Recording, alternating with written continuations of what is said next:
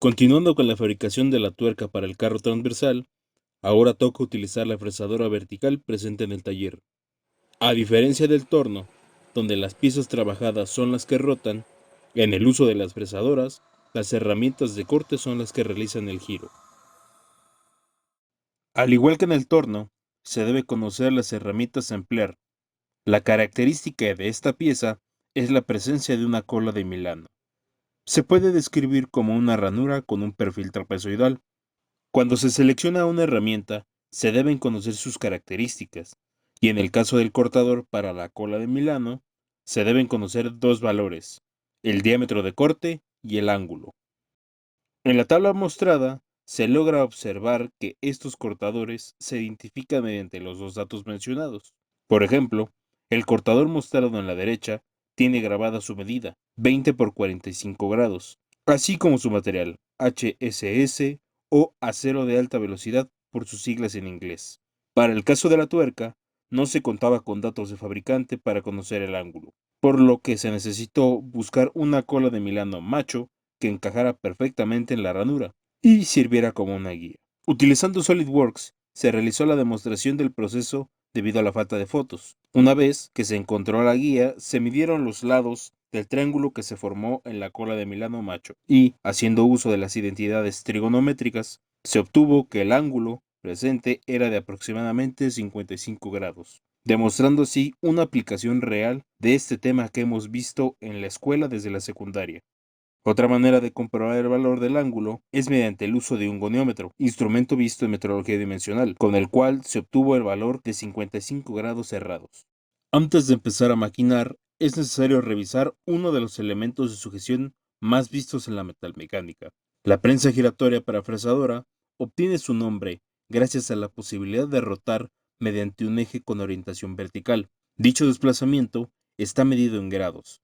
La escala está grabada en la base de la prensa. Para el caso de la tuerca, la ranura debía ser recta, por lo que, mediante el uso de un indicador de carátula, desplazando la mesa longitudinal, se observa en la carátula del mismo la cantidad de la disparidad entre los extremos de la mordaza fija.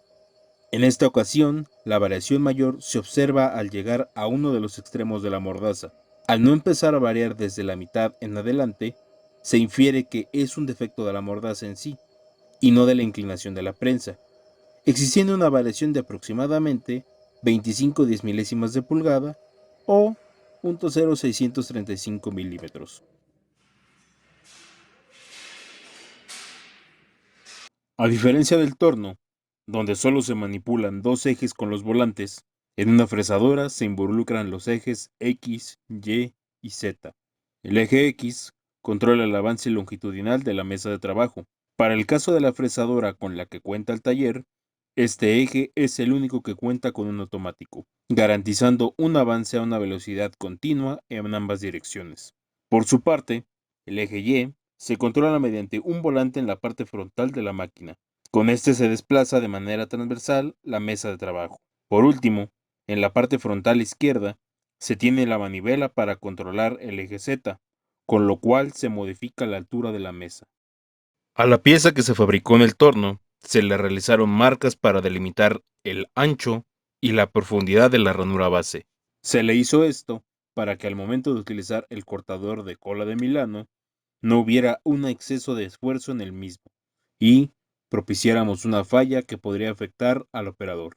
En el mercado se pueden adquirir distintos tipos de cortadores verticales, basándose en su material de fabricación, HSS o acero de alta velocidad, carburo de tungsteno. Estos dos pueden ser encontrados con o sin un recubrimiento. Asimismo, tenemos los llamados shell mill o portainsertos. Dichos insertos son materiales cerámicos o cermets que entre sus componentes incluyen el mismo carburo de tungsteno. También se les puede identificar por su forma, ya sea ser recto, con punta cuadrada o con punta redondeada, punta de bola, con rompevirutas, cónicos, de ranura, ya sea tipo T o como en el caso de nosotros, cola de Milano, para redondeos y chaflanes también. Y por último tenemos el número de filos o gavilanes presentes por cortador. En el caso del taller se cuenta con cortadores de acero de alta velocidad, Como se mencionó, se trazó en la pieza las dimensiones para la ranura, por lo que sin encender la máquina se posicionó el cortador dentro del espacio marcado, sin que éste hiciera contacto con el material.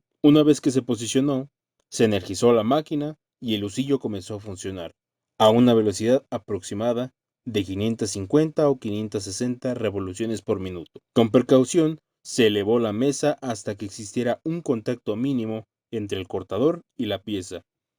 Lo anterior se realizó con el objetivo de poder identificar la distancia conocida como corte cero, la cual indica a partir de dónde se empezará a contar la dimensión de corte requerida, así como el aumento de profundidad entre pasadas.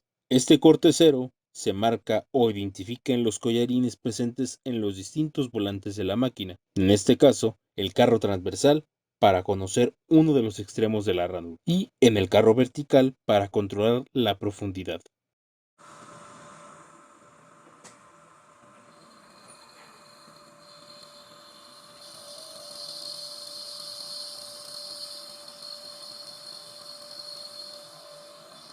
Una vez que se completó la carrera en el primer extremo, se lleva el cortador al borde opuesto usando el carro transversal y asimismo se marca esta distancia. De esta manera se puede desplazar con una mayor confianza de no exceder las dimensiones.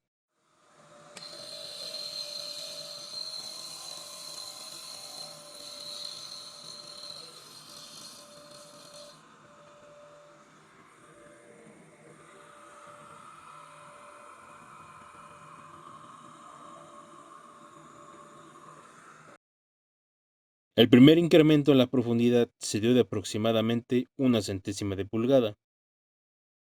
Los cortes posteriores se realizaron con un aumento de 2 centésimas cada uno, así hasta llegar a la profundidad requerida.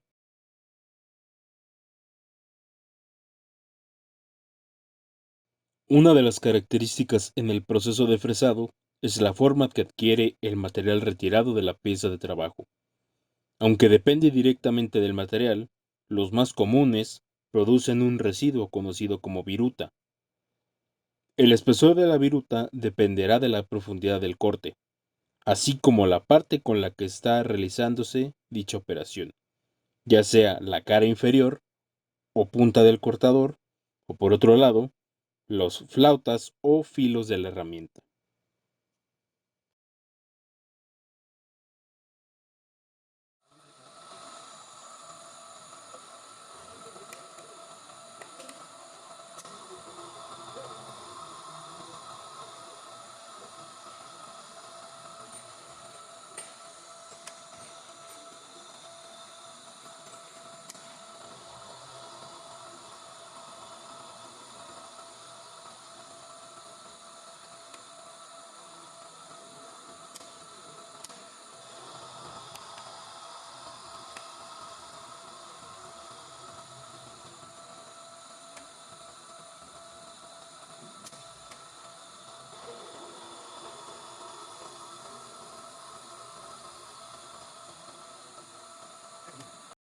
El proceso consiste en el arranque del material mediante cada uno de los filos del cortador. Conforme rota la herramienta, el avance de la mesa hace que un diente trabaje tras el otro, y sucesivamente hasta completar un giro del mismo. Se debe considerar el sentido de giro, ya que en caso de ser opuesto a los filos del cortador, en lugar de arrancar el material, creará un efecto de repujado, dañando tanto la herramienta como el material. Para usar el cortador de cola de Milano, se requirió de sujetarlo usando un broquero. Esto debido a la falta de una boquilla que lograra sostener el zanco del cortador. Además, se tuvo que utilizar las revoluciones más lentas de la máquina. Para ello, se cambió la posición de la palanca, que está ubicada en la parte lateral trasera de la cabeza. Otro aspecto a considerar es el sentido en el que se activa el interruptor. En el rango de alta velocidad, para un sentido de giro correcto, se debe mover hacia la izquierda el interruptor de perilla, mostrándose un número 1. Ahora, para las bajas velocidades, se mueve hacia la derecha, apareciendo un número 2. Usando un aproximado de 77 a 79 RPM, debido al tamaño de los cortadores, se utilizó una profundidad de corte por pasada de 15 milésimas de pulgada. Por último, se le realizaron 2 redondeos a los bordes superiores de la ranura, con el fin de que el vástago del cortador pudiera entrar sin problemas en el espacio. Con esto concluye la fabricación de la tuerca para el torno del taller.